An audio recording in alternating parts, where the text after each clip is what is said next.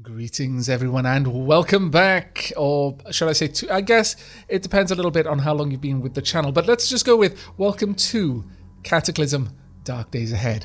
Now, for some of you, this will be a long-awaited return to the game, and for others, you won't have any idea what game this is. So, briefly, Cataclysm Dark Days Ahead is a survival-focused roguelike, an open-source survival roguelike, so it's free to play, and the link will be in the video description down below, where the focus, as I said, is on surviving in kind of a sandbox post-apocalypse. Now, what kind of post-apocalypse, you might ask? Yes, is my reply. All of them. In effect. You've got Triffids, you've got giant underground worms, you've got killer robots, you've got multi-dimensional horrors, you've got every kind of thing, but central to it all is mostly the zombie apocalypse. Cataclysm has an incredibly rich lore that I am not going to spoil for those who are new to it.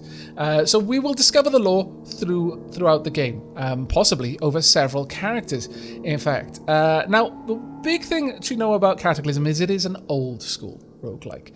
So for those who have encountered the term roguelike more in recent games, this may be a bit of a system shock. So I will do my best to try and mitigate that kind of shock factor. It is a very, very complex game, a very complex simulation. And along with that, the UI is a little bit clunky by necessity to give access to that level of complexity. I guess necessity is the wrong word. I'm sure there are ways to make the UI a little bit easier on the eyes, a little bit more intuitive. But generally, it doesn't take long before you're seeing with your mind's eye over the simplistic graphics. I will be using a graphical tile set to try and ease, especially new viewers, into the world of Cataclysm. So it's not going to be full-on ASCII kind of Dwarf Fortress style, but understand that this is, not going to compare to any kind of modern games in terms of graphics. But what it doesn't have in graphics, it more than makes up for in just the wealth of things you can do in this game. Want a cannibalistic cyborg ninja? Sure, you can make that fairly easily, actually. Do you want to be able to turn a shopping cart from its humble beginnings with its wire basket and cast the wheels into a mobile death fortress zombie apocalypse crushing machine? Yes, you can absolutely do that. In fact, the vehicle modification mechanics in this game are by far the best in any game, even games which are solely focused on modifying vehicles. This game puts them all to shame. But, you do have to wade through the clunky UI in order to get there. So, with that out of the way, the forewarned are the forearmed, etc., we're going to jump into the game. Now, to try and not have a massive information overload, I'm not going to explain all of the ins and outs. You make different worlds in this game, and you can have multiple characters alive at the same time, or just in sequence alive in those worlds, and the world kind of the state that the last character left it in will be the state that the world is in when you go into it. But functionally speaking, the worlds are infinite, so one is as good as having 10 pristine worlds, because there's always going to be a new place. We're going to jump into Aavak, because this is going to be my world for the sake of Let's Playing. Alright, now, again, I'm not going to go into too much detail with character creation. It's very easy to get bogged down with that sort of thing, and we're already 3 minutes into the video as well, just describing what the game is. But understand, I will be happy to answer any questions you have in the comments below. If something I gloss over for the sake of brevity and to avoid information overload, because wow, can you get overloaded with information in this game if you just explain everything? If anything is confusing, just ask below, and either I or one of the knowledgeable dapplings, of which there will be many, many, many for this game, will chip in and fill you in on the reasons, the whys and wherefores, etc., etc. Now, in terms of the actual narrative style of this game, we will have a single survivor, and it'll be our job to live in the Cataclysm, and you can easily min-max this game if you want to, and use the meta, the current prevailing meta builds based on the current state of development of the game. I prefer to have more of a story going through it, as you're probably well aware from all of my RimWorld playthroughs. So we're not going to be going for the most OP build or anything like that, but I'm very happy to discuss character builds in the comments as well. So if there's anything you'd like to talk about, or perhaps your preferred character build, then just drop it down below. But we're actually going to be going with a bit of an everyday Joe, or at least more or less. We're going to start as an evacuee. We're not going to have any particular good setup, for example. Things like starting in shelters where you've already got a pretty well set up shelter. Now, most of these scenarios will actually earn you points rather than cost points. Quite a few of them will cost 0, so it comes down to what you prefer. And like most character creations, you are going to be using points to kind of buy things. We're going to just go with the bog standard and evac shelter.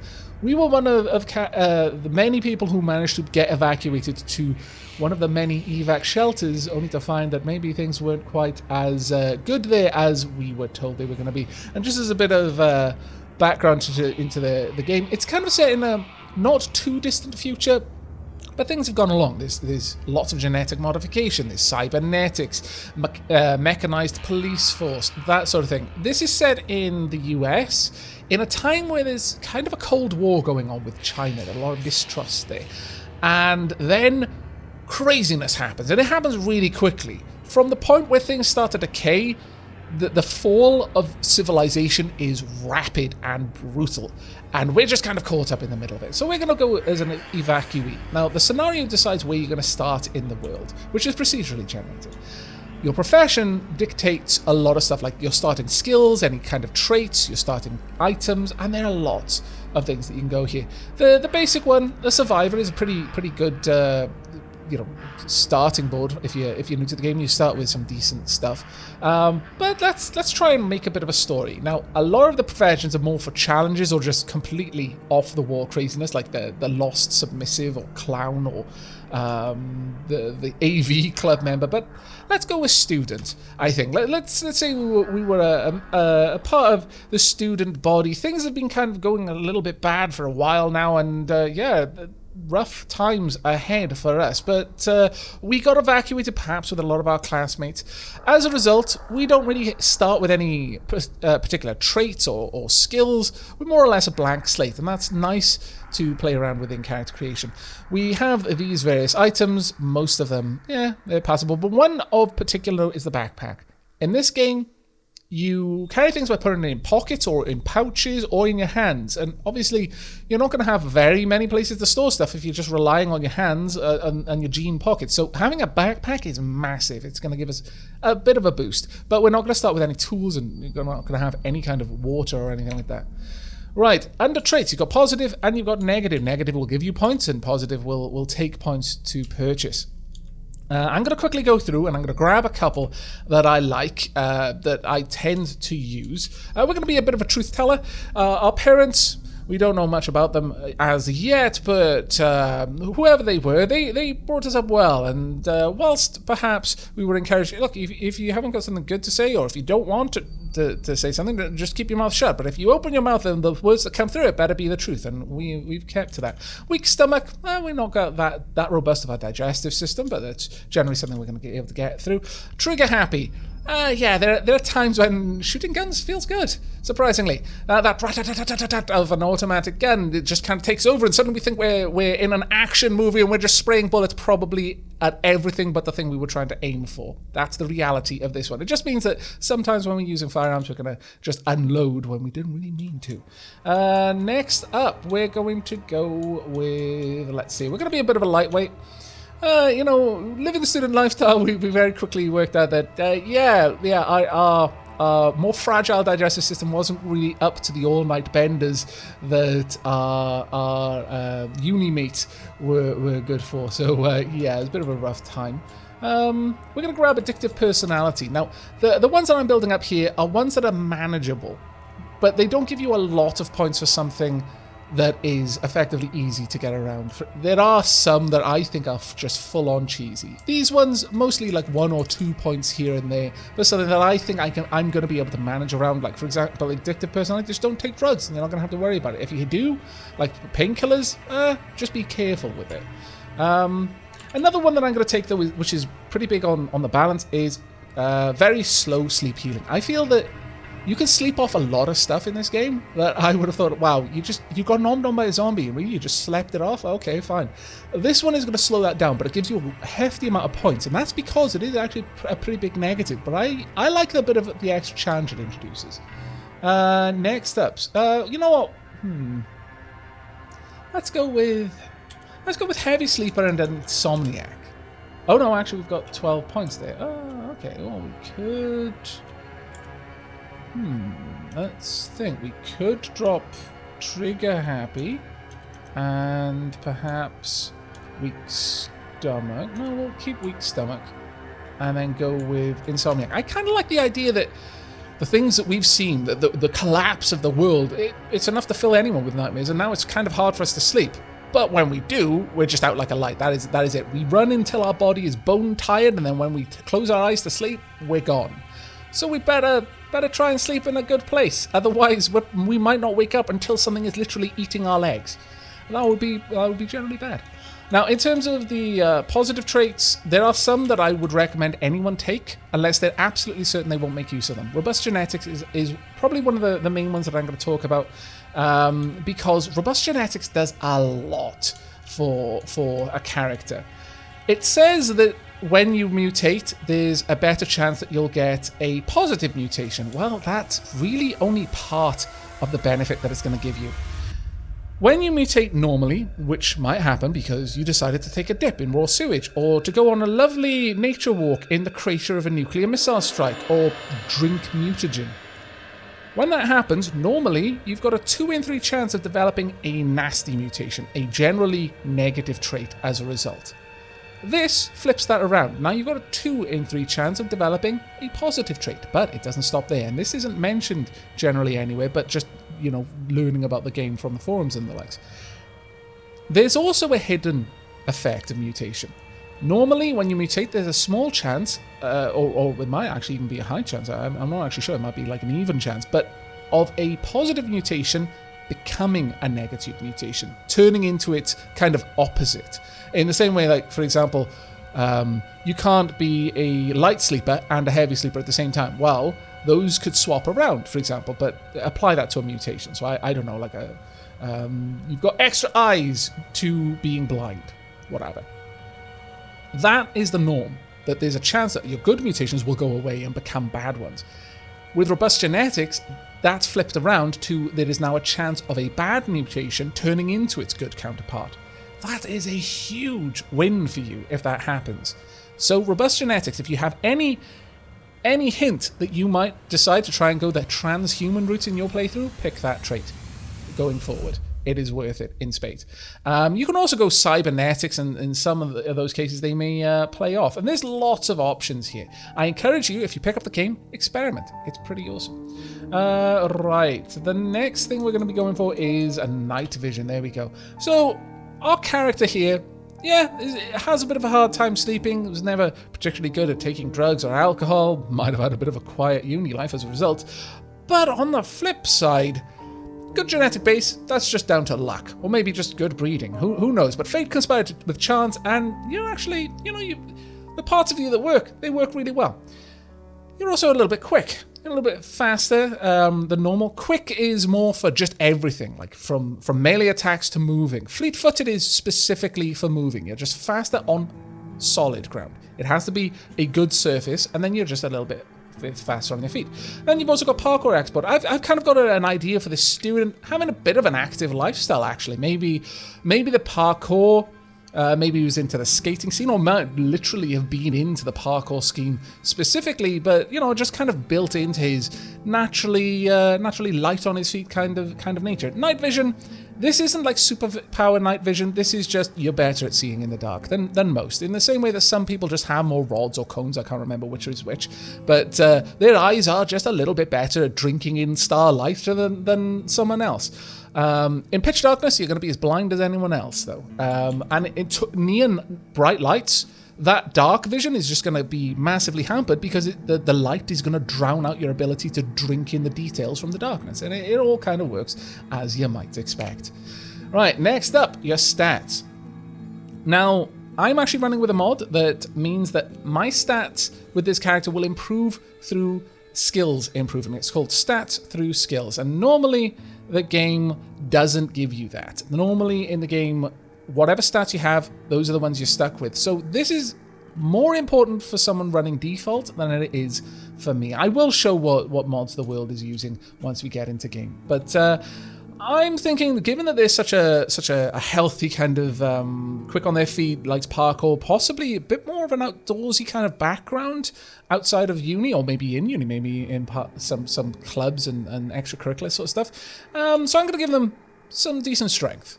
That'll also play into melee, and I like melee because it's you don't need ammo for melee. And there's always going to be something nearby you can pick up and clobber someone with. So, in a zombie apocalypse where literally the whole civilization has collapsed and factories have stopped producing stuff, being able to make the most out of a chair leg, probably a good idea. We'll also give a bit of intelligence. We are in uni after all. But other than that, I'm going to lay off on stats. Now, if this wasn't a stats through skills playthrough, then it would be much more important to drop points here than in skills, because skills you can learn in the game, stats under normal circumstances never change. But now we come to skills. So let's have a quick think. I'm going to say, a bit more of an outdoorsy person. Picked up some survival skills. Maybe went camping with their family quite a lot. Or maybe just in uni. Maybe part of some sort of hiking club or something along those lines. I think that's actually a pretty good one. Now, the first point you put into skills is always the most important because it gives you 2 points, but every point thereafter only gives you 1. So I would suggest don't double point things unless it's really important to your build. Just put 1 point in a spate of skills because you'll get the most out of that. Next up, let's just say that we've got some skill with melee. Perhaps part of the sort of extracurricular activities. Maybe we were in some sort of defense class, or maybe just some sort of boxing or something like that. We're not specifically trained in a style, but generally fit, and maybe just had a bit of an interesting storied past with some of our classmates. Either way, we've got a bit of skill in melee, and along with that, going to put a point in dodge. Now, this is more for game reasons than anything else, but dodge is a really dangerous skill to rise normally, because the only way to rise it normally is for someone to try to hit you, and if they're trying to hit you, they're probably going to succeed if you've got 0 dodge skill. So those first few levels are really hard to get without taking a lot of damage. So popping a point in dodge is generally just really, really good, in my opinion. I think it's a very, very good way to go. Next, let's have a think. Along with our general outdoorsy activity, maybe we're okay with bows. Maybe we're a bit of a bow hunter. We've learned a little bit. Now, archery is one of the easier range skills to go with because bullets are hard to make. Arrows, not quite as hard. They're still difficult, but they're not quite as hard. And I think the last point we're going to put into... Now, mechanics would be a good one to go for, but I can't really... I'm not feeling that. I don't think our student would be a grease monkey. I'm not getting that feeling, not from the sort of more outdoorsy pursuits. And I also noted that they had a book on computing. So, if anything, they're more likely to have a point in computers. But I think, they're all right with putting up a tent. And maybe they've got a little bit of practical experience, especially with survival. Maybe they could look at a tin can and think, I could use that to boil some water over a campfire, that sort of thing. So I think that's a pretty good spread of skills for our character. And so the final part, we're going to name them. It's not going to be Aavak this time. It is going to be Brutus Salazar. There we go.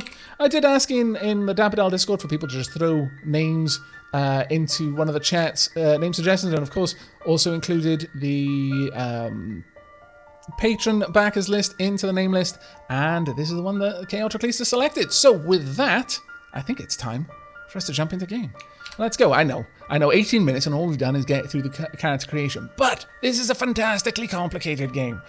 Trust me, I was going quickly by getting through that. So here we are. We've started off in an evac shelter. Let's have a quick look at the map. Ooh, okay. We've started off quite far off in the forest. There's a large power substation over there. We've got a bit of a swamp over here. Swamps are kind of... Oh, and a science lab. Ooh. The game has given us lots of interesting places really close by. Riverbank, place we can possibly go fishing.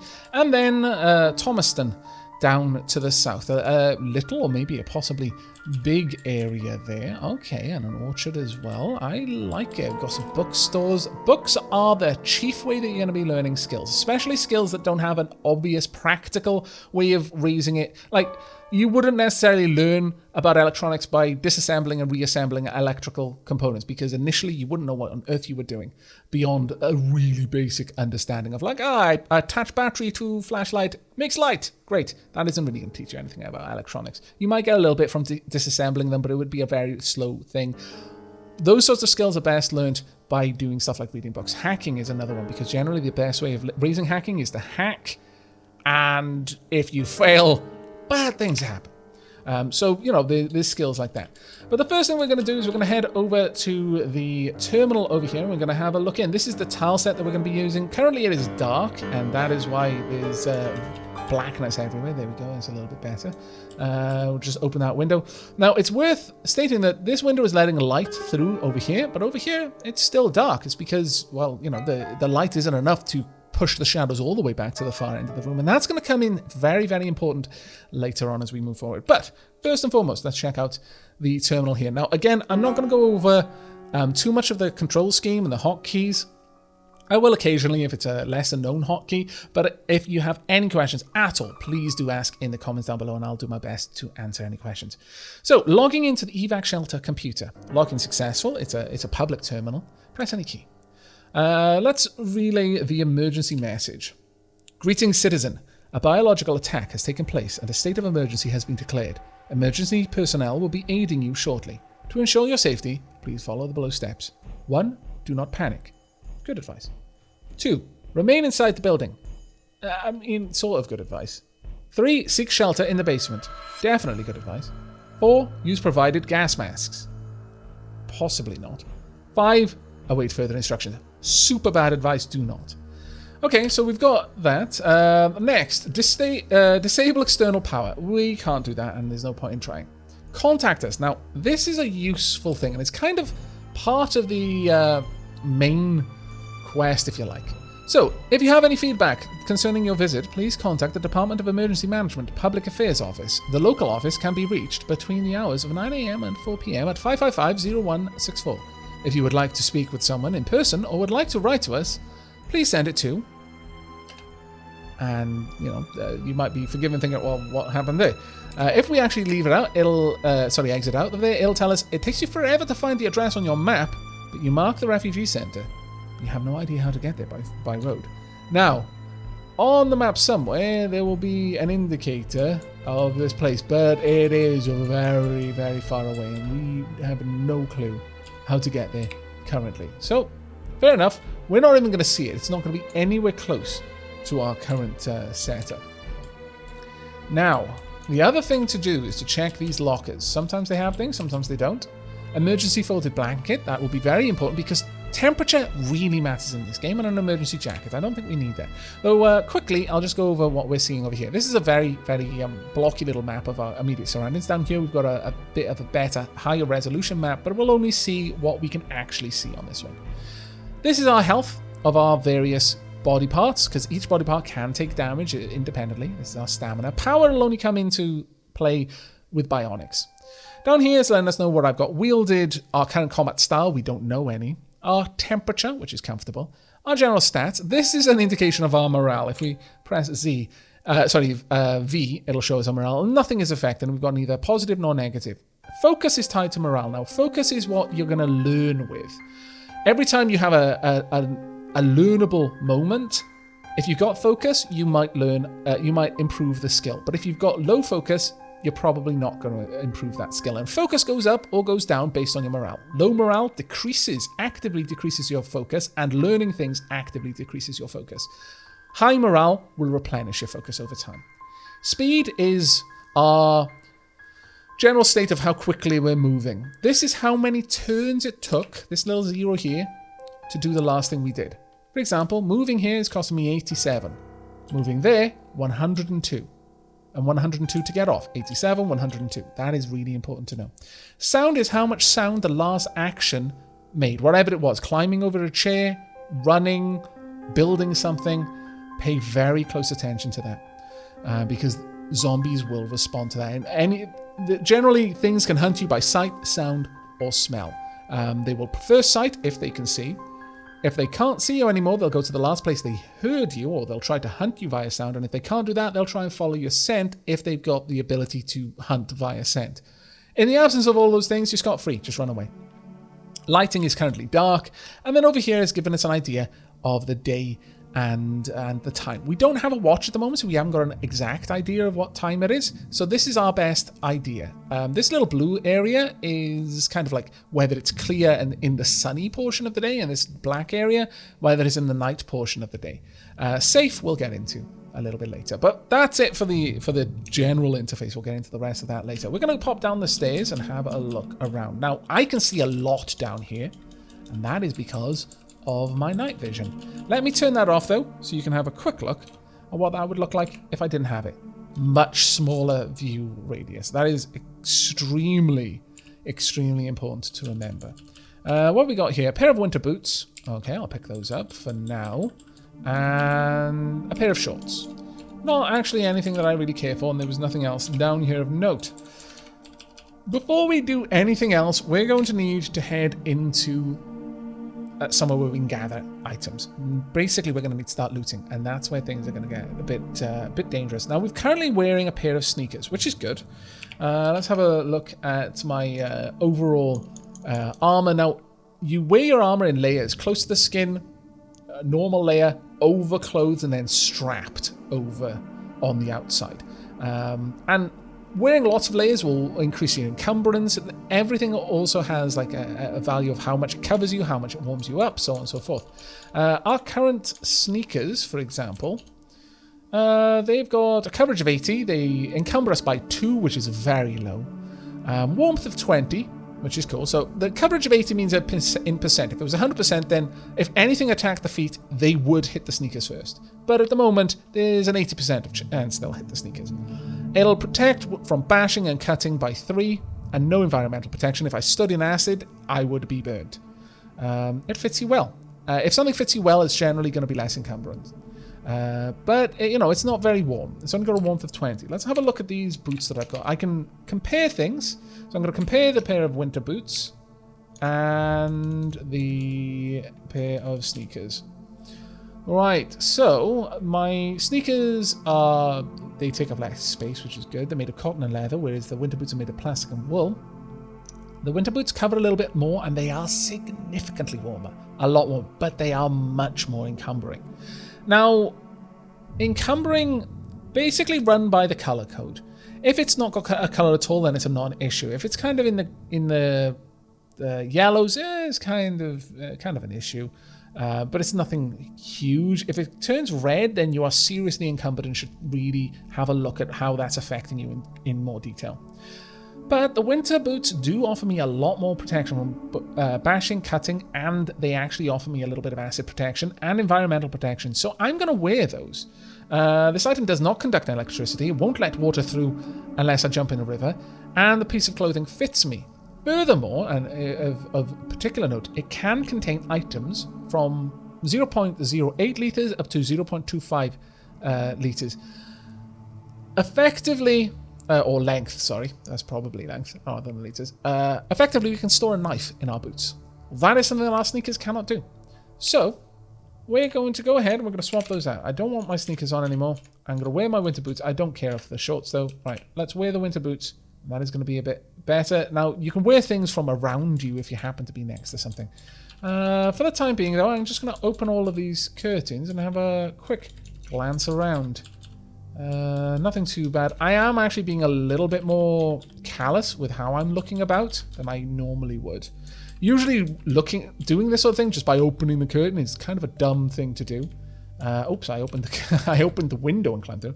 If you examine a curtain, you can peek through. There's a much better way to do it. But I was reasonably certain this far away from the town we weren't going to have any zombies around us.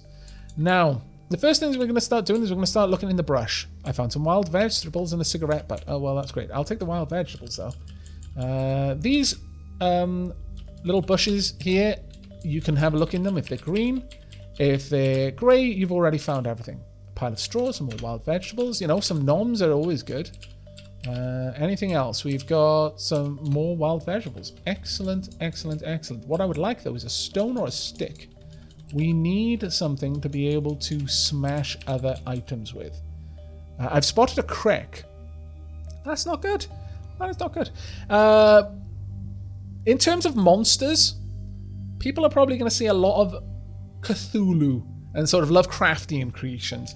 But let's have a quick look at the things that we've got. Cat, a chipmunk, a turkey. You know, they are what you imagine they are. A crack, however, a fat humanoid the size of a dog with twisted red flesh and distended neck. It scampers around, panting and grunting. Don't want to fight it. Now, the turkey with the yellow exclamation mark knows that I'm here. It's fleeing from me as a result. The crack doesn't know I'm here, but it is a hostile creature, so if it did know, it might try to chase me down, but it's on the very edge of my view range. You can zoom the interface in or out. At this range, it's good for seeing kind of where your sight radius lies, but not very good for seeing any details. And then you can zoom right into, like, you know, hopelessly close. You can decide for yourself what is a comfortable level to be looking at. Now, based on this, that little dot there looks like it's a stone, and that is exactly what I need right now. A stone, you see, is nice and heavy, and you can use it to beat things with. Namely, you can use it to beat wooden stuff with. Not so much your fists. This is a Minecraft. You can't punch a tree, and by the same token, you could probably punch something like a bench into, you know, shatter it, but you're going to hurt yourself doing it. Or you might just not do enough damage. If it's a well-made bench, it's going to break much later than your fist is. Right, so we're going to have a look at this rock. It does damage of 15. It's a heavy projectile. I can throw it, but it also has a hammering quality. In terms of its melee quality, bash of 7. It's not very good. I can't hit things with it very easily. I can use it to craft various things. Game arrow, pebbles, stone. These are stuff that I already know how to craft. This game has an enormous crafting component. So, for example, if I go into the crafting list, this is just weapons, ammo, food, and that's a huge list, by the way. Chemicals, electronics, armor, huge list again. Other, again, huge list. And more will be added as I learn more things. Now, I've had a look around, and I know that there is now a crack. Unfortunately, we have started near a swamp, so this is going to be a potentially dangerous place. Bad things live near swamps. So for now, I'm just going to break those down. I'm also going to open that one up so I can see a little bit more. Right, I'm going to wield the rock.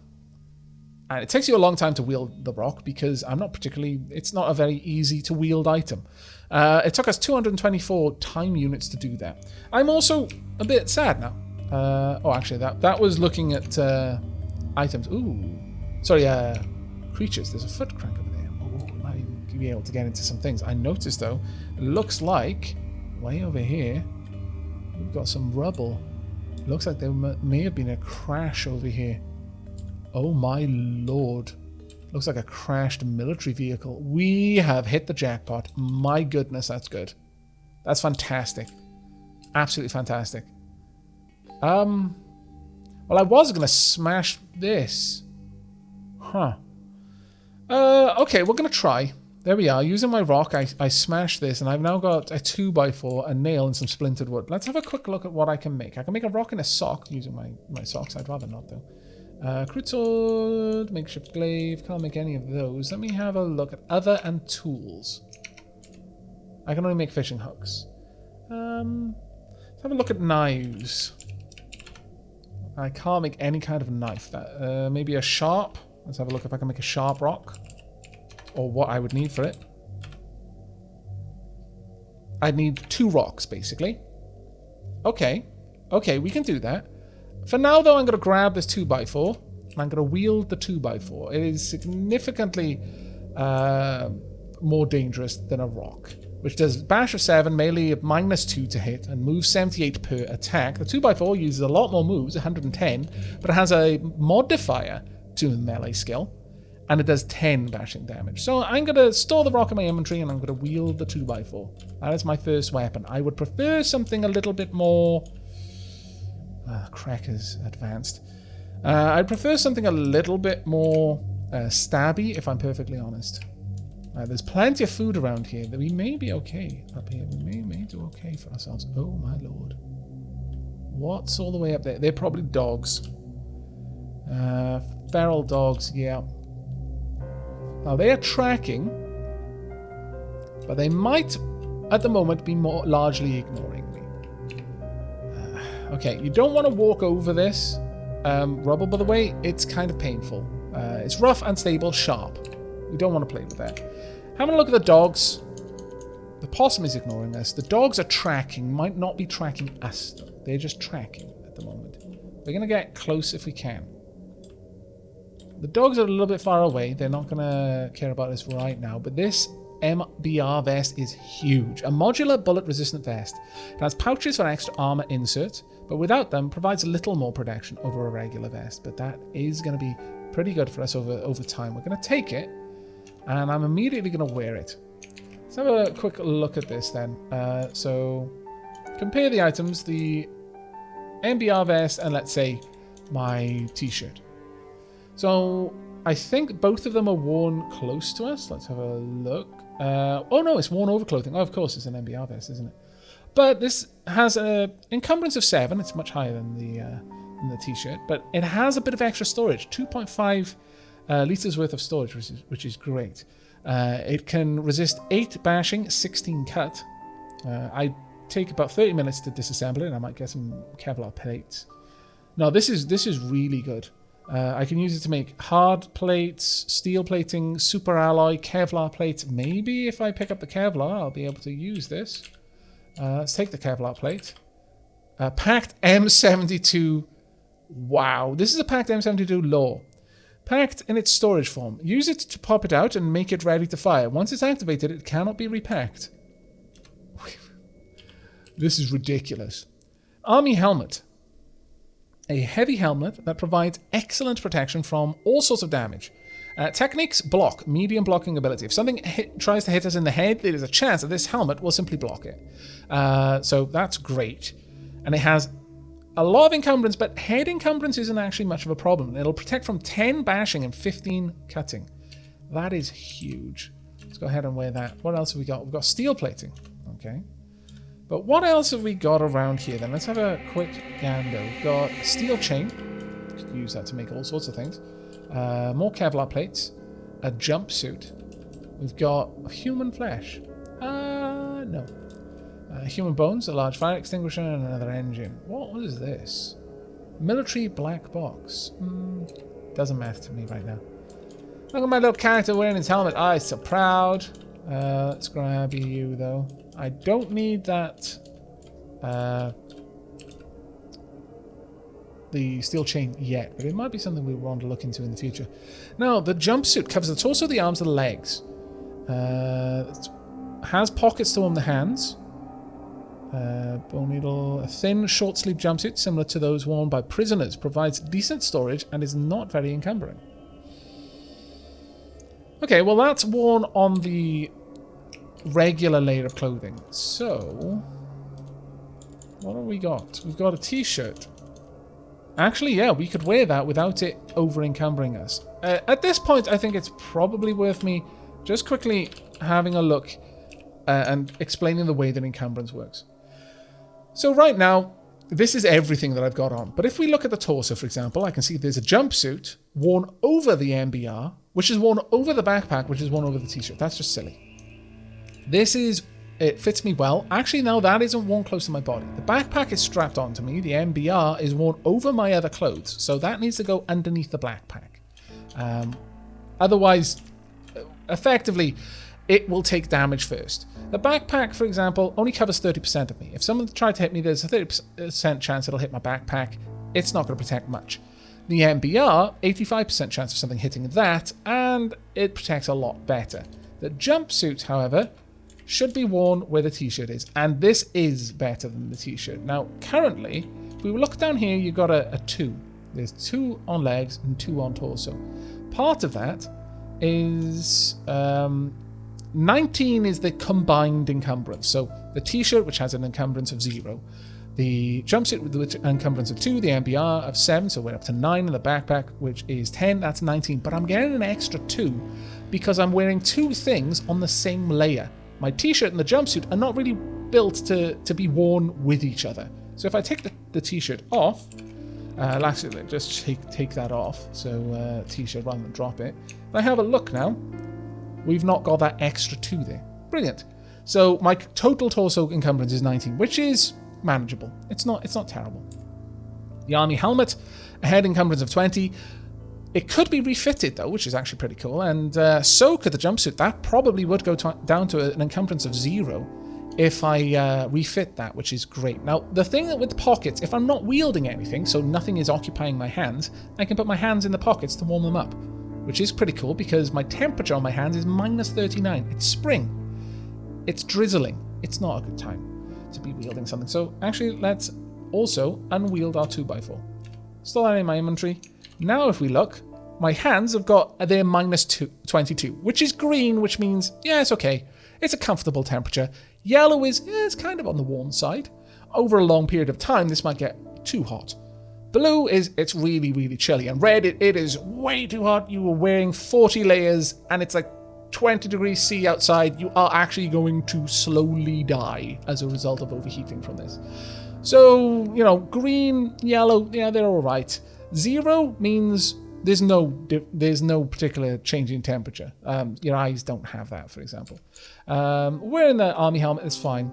Nothing over our mouth, our eyes, left arm. We're wearing the jumpsuit, so, you know, that's pretty cool. Our arms, as a result, only have an encumbrance of 2 because that's the only thing that we're wearing on our arms. Our hands have an encumbrance of nothing. But down here, we have got... This is worn next to the skin. The pants are worn on the same layer as my jumpsuit. Now, my legs only have an encumbrance of 7, so I'm not actually worried about that. I would perhaps say I should wear the thing that has the better protection on the outside, because it's the one that's going to take the brunt of the damage. So, pants, they're going to be outside of my jumpsuit. So I'm wearing my jumpsuit and then an extra layer of pants. As a result, my legs are actually fairly warm. They're only minus 3. We've got a little bit of encumbrance, but again, it's not even yellow, so it's barely even worth worrying about. But we have a little bit of extra storage as a result. 1 extra litre worth of storage in addition to the jumpsuit. And then finally we've got socks and winter boots, and you know that's why our feet are so warm right now is because of our crazy warm winter boots, and you know the fact that we're also wearing socks. Socks are covering 100% of our feet, by the way. So if something hits there and it doesn't get stopped by the winter boots, it will be probably stopped by the socks. So yeah, things attacking your feet, they're going to damage your socks eventually. Right, so I'm actually really, really happy with that though. That was a fantastic find, and we really weren't guaranteed that at all. Okay, so with that, we've got plenty of dogs up there. They'll be... Actually, they might help thin out any enemies that are coming past this way, which would be pretty cool, as long as they don't decide to attack us. Now, there's no immediate reason why they would. We aren't empathic towards animals. There's 2 different traits that affect the way that animals react to you. Animal empathy and animal discord. Animal discord does the opposite of animal empathy. Empathy will mean that neutral creatures won't even run away from you. They perceive you as a non-threat. You're as natural as they are. Hostile ones might not attack you. A wolf, for example, if you got animal empathy, it might be like, it's no point. I'll just look for something else that is obvious prey. This thing is kind of neutral. I don't like it, I don't dislike it, I'm not going to attack it. Possibly. Animal discord does the opposite. Things that are inclined to run will just run away always. They'll already be running before you're even really aware of their presence. So it's going to be really hard to hunt as a result. But aggressive things will always attack you. Even some neutral things will attack you. So we're kind of completely neutral in that regard right now. Okay, now I want to do a little bit of crafting. The first thing I want before we head down into the city is to have a better weapon. And while a 2x4 is something we can use, it's not really a good weapon. So, I want a sharp rock. Sharp rock will give... It has minus 50 butchering. It's not great. Can be used in butchering tool if nothing else is available. Makes a passable melee weapon. Actually, you know what? Let's see if we can't get something a bit better, shall we? Let's go and smash. Now, this is going to make a lot of noise, unfortunately, but we need to do it. Let's wield our 2x4 and then try and smash this. There we go. We smash the thing straight away. We've got a chunk of steel, scrap metal, and a pipe. Now, this will be more useful to me. Now, when you craft, you don't need to be holding on to something. You can just have it on the ground nearby, and that will be more than good enough. I'll drop those down. I'm not going to be taking that with me. We'll deal with that in a moment. All right, makeshift crowbar. I've got a tool with hammering, the rock, and I've got a pipe which I can bend into a makeshift crowbar. It'll give me a level 1 of prying. And that will allow me to pry open doors and windows and the likes. This is a pipe whose ends have been bent and hammered flat with to resemble a crowbar. Used to open locked doors without destroying them, or to lift manhole covers. You could also wield it in a fight. In a pinch, it does bashing 12, cut 1, and melee +2, so it's a little bit better than my 2x4. Right now, we've got slow crafting at the moment. That's probably because our tools are kind of rubbish, really. But sure, we'll try and make ourselves a crowbar. There we go. We've got a crowbar in our inventory now. But what I would like is really something like these. I'd like to have some sort of spear. A pointy stick. I need something with cutting in order to do that. Let's have a look. Can I make anything? A spike, for example. Maybe. Sharp rock. Can't really use that. Let's make a spike out of some scrap metal. Let's use 5 of the 6 scrap metal nearby. I've made a spike. Let's have a look at you. What are you like? Spike. Steel. It doesn't really make for any kind of cutting implement, which is a bit of a shame. Alright, but we can see a couple of things that we can craft with it. Let's have a look. No, still nothing. Now, the reason why I want a piercing weapon is a spear is amazingly useful because it's got reach. That's definitely something we need to go for.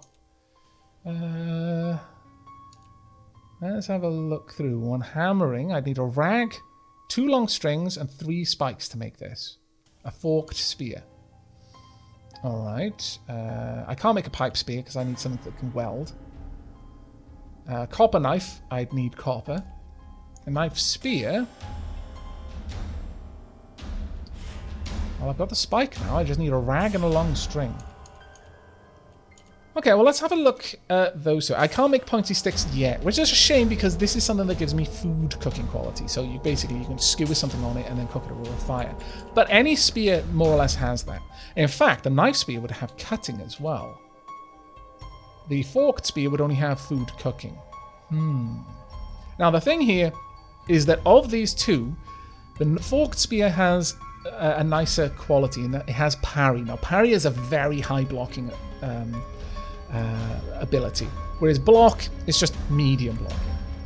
The knife spear has block, but this does 6 bash damage and 17 pierce with a +1 to hit and base movement cost of 116. I can cook food with it. Whereas the knife spear, 4 bashing, 16 pierce. It's worse in the amount of damage it does, same amount of hit bonus, pretty similar cost in attacks. But it can allow me to cook food and it can cut. I can use it to craft other things, and that is really important. Really, really important. I could make a makeshift knife though, if I wanted something with cutting quality. Maybe using the spike to make a knife would be the better option. Because 11 butchering quality would also be pretty good. You notice that the sharp rock had -50 butchering. You are going to ruin more meat than you actually get out of your kills with that tool. Whereas this wouldn't be so bad. It does conduct electricity though, because it's made with a piece of metal spike. And for this I would need 1 rag, and that's it really. I just wrap a rag around it. A knife consisting of a long, somewhat sharpened spike and a tightly wrapped rag as a handle. It makes a good melee weapon. There's 2 bash, 10 pierce. Not so good for the hitting, but it's very quick to work. Alright. Alright. Okay, well, we've got some options here. We need a rag. And we have... I could tear down the curtains if I want to. That is always an option, but it's not a good option in my opinion. So what I'm going to do is I'm going to disassemble my t-shirt. I'll get 5 rags from it, possibly. There we are. How many rags did I get? Are they on the floor? Yes, they are. Perfect. Okay, so the first thing I'm going to do, makeshift knife. My spike, this will give me cutting. There we go. And with that, I have opened up a lot of other things I can now make. I can make throwing sticks, which are actually a pretty good tool early on, because it's a ranged tool. It's just a stick, though. A stick carved into a shape suitable for throwing to a target. Not a boomerang, so don't expect a return, but it does 14 bashing damage at a reasonable range, and you can use 2x4 to make it. You can make a cudgel with cutting, so a slender long rod of wood, while traditionally intended as a training tool for many dueling moves, it still makes a good melee weapon. Now this actually has a couple of different techniques. You get precise strike. It's a 2-turn stun. If you perform a crit, you'll use a precise strike and you'll stun the enemy for 2 turns. Rapid strike, which occasionally will trigger, and you'll use only 50% of the moves, which means that you'll be moving pretty quickly with that one, but you'll only do 66% of the damage, and it can block with it as well. There's a lot of different things you can do there. But what we really want to do is, you could go for a pointy stick. This can't do reach attacks though. What we want is the forked spear. Now for that, I'm going to need 3 spikes and 2 long strings. Now that part, you could either disassemble the rags, but we haven't really got enough to do it. So what I would suggest, sacrifice some curtains that you don't care about. Roads are actually some of the least visited parts. Like, in terms of a forest, things will move around in a forest, but roads are not as much. There's not generally things that'll spawn or congregate on a road, usually. So tear down the curtains that face roads first. There we are. And given the map, we're very far away from the town. I would prefer to tear down the curtains there, but since I know there's a crack there, I'm going to tear down the curtains over here. There we go. So now I've got long strings. I'm going to grab that. I'm going to grab the long strings for all of these. You can usually craft from any item that is about 6 or 7 tiles away, I believe. So you don't strictly need to do this, but you know, it's worth doing here and there. I'm also just going to drop this Pact M72 lore right there. Now I need spikes. So that means more smashing. So let's try and take these down. If I had better tools, I could actually take them apart and preserve a lot more of their components. But as it stands, don't have that option. So what I want now, we've got quite a few things we can make over here, like distaff and spindle for a little bit of extra carrying capacity, all sorts of things. But what we want specifically is a spike. Where would that be? Parts, I believe. Nope. Materials, there we go. So I need 2 chunks of steel or 5 scrap metal. I've got enough chunks of steel to make all of this, all 3 of the spikes. In fact, you can do it via a batch as well, so let's do that. So batching, I would like to make another 2. This I could make out of the scrap metal, and since steel, honestly, I would say that right now the chunks of steel are going to be useful for less things than the scrap metal, so we'll use the chunks of steel. Right, finally, our piercing weapon. We would like very much to have the forked spear. We'll use the heavy stick from nearby rather than the 2x4. Well, actually, I'll use the 2x4 on my piercing for that. Oh, I failed to make it, but I didn't waste any materials. That is very lucky. If we actually have a look here, it'll tell us what skills are needed. Now, the difficulty is 2. We can do it because the main skill used is fabrication. The secondary skill is survival. So I might have 2 fabrication, but without survival 1, I wouldn't even know this and be able to do it. I couldn't craft it in the dark. It'll take 4 minutes to complete. My skill level is 2, so it's, you know, okay. It's not so easy that I won't learn anything from it. In fact, I will learn things from it, but I have got a chance of failing. Let's hope we don't. There we go. Forked spear. At this point, don't want the 2x4 anymore. We'll drop that down. And in fact, we're going to drop down all of these books. But first, I'll actually go through the description of the books, because some of them are funny. Coming of age novel. A classic tale about growing up, portraying one young man's funny and poignant experiences with life, love, and sex. You know, it's morale fodder, basically. It has 16 unread chapters. It can be understood by beginners. I mean, a beginner of this. It's a book you read just for fun. It requires intelligence of 4 to easily read, but that's only to read it easily. You could read it, even if it required an intelligence of 20 and you had 10. There may be a cutoff, but realistically speaking, if you got less intelligence than it says there, you're just going to take you longer to get anything out of it. Reading it will in fact affect my morale by 2, and it'll take 20 minutes per chapter, which is, you know, cool.